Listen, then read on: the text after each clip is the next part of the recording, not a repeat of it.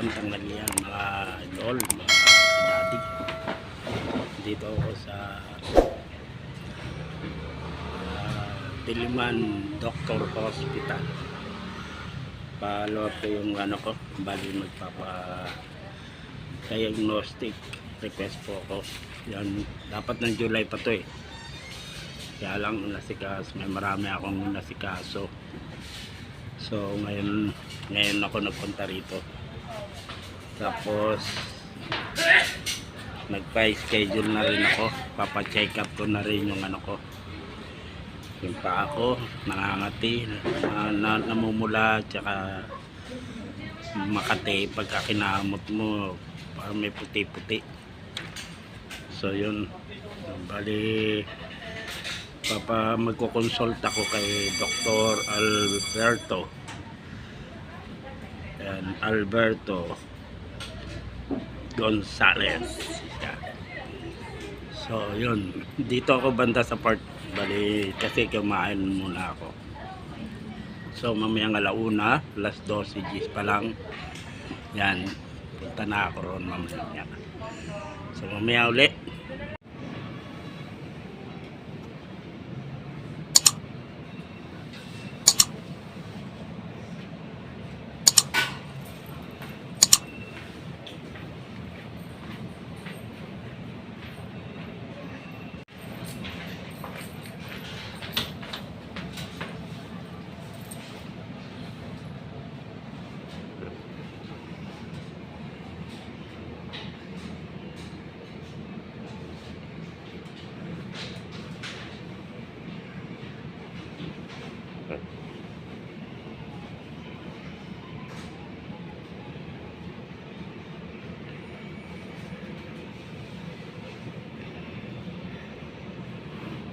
Mga kadadi, yan lang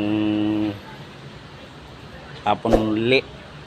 Tapos na ako magpa-check up na bukas babalik ako rito sa Dr. Diliman Hospital para sa laboratory ko. Ngayon nagpa-check up ako regarding doon sa allergy ko sa paa, kati. Kaya lang ang pera kong dala is 520. Alam nyo mga idol, mga kalods, kadadi, kung magkano natira sa wallet ko? 20 pesos. At isang gamot lang na nabili ko, yung pampahid daw, halagang 500.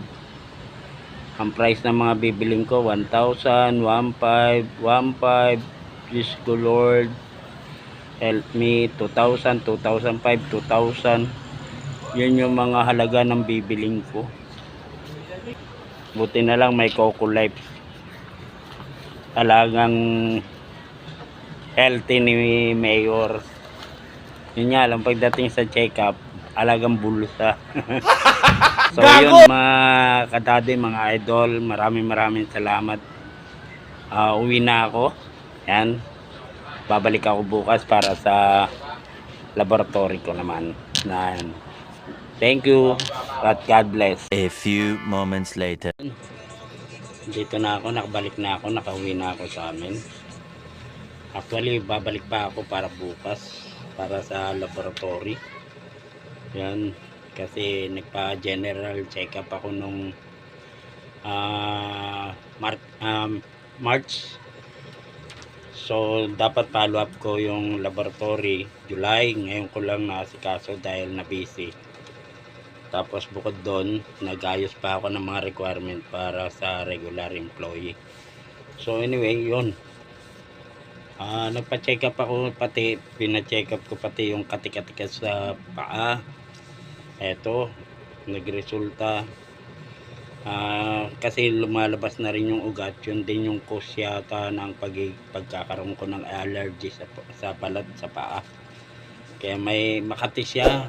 Tapos namumula pagka kinamot mo, namumuti-muti. So eto mga kadadi, mga idol, grabe ang halaga ng mga gamot. Yung collagen 2,000, ilang piraso lang to, 3 times a day ang inuman. Tapos yung Diplox One tablet once a week. Alam nyo kung magkano? 2,005. One a week. Isang tablet lang once a week. Ang halaga 2,005. Very expensive. Tapos yung calci 2 times a day, calci 2 times a day. Bali nagkakahalaga ng 2,000. Doon to sa Diliman Doctor Hospital. Meron sila kasing parang yung doktor may may kasamang may mga dalang gamot. So ito pa yung S-active to S-active, antay ako ng antay. Alam niyo magkano? 1,000. And 2 times a day din. 20 pieces. 20 pieces. So 1,000 ang halaga. Tapos yung allergen 30 pieces. 2 times a day rin. Ang halaga 1,500. Diyos ko po Lord. Tapos yung soap, yung e-soap, parang ito yung pang e-soap lotion. Parang 2 times a day yung ang halaga is 1,005. So yun. Yung e-soap, yung sabon, ito raw yata yung sabon na pwedeng gagamitin ko. 350. Ito yung mura-mura, Diyos ko, sabon lang. Ayaw ng safeguard, 50 pesos lang o 30 yata. Ito lang yung nabili ko. Kalbo din ba to? Yun, 500. Ito lang ang nabili ko. So Diyos ko, ang pera ko mga idol, mga kadadi, ang laman ng wallet ko 520. Umuwi ako 20 pesos na lang. Malapit nang mabulag ako. Tingnan nyo naman, wala nang laman ang wallet ko. 20 pesos. Sus, nabubulag na yata ako. So yun, anyway, maraming salamat. At pagpalain tayo ng Panginoon. Kapit lang tayo sa Diyos. Hindi niya tayo pababayaan. Lahat ng mga pangangailangan natin ay kanyang ipoprovide. So yun. Bagamat November pa yata kami sa sahod as a regular employee, pero I believe na hindi ako pababayaan ng ating Panginoon. God bless at maraming salamat. Babu.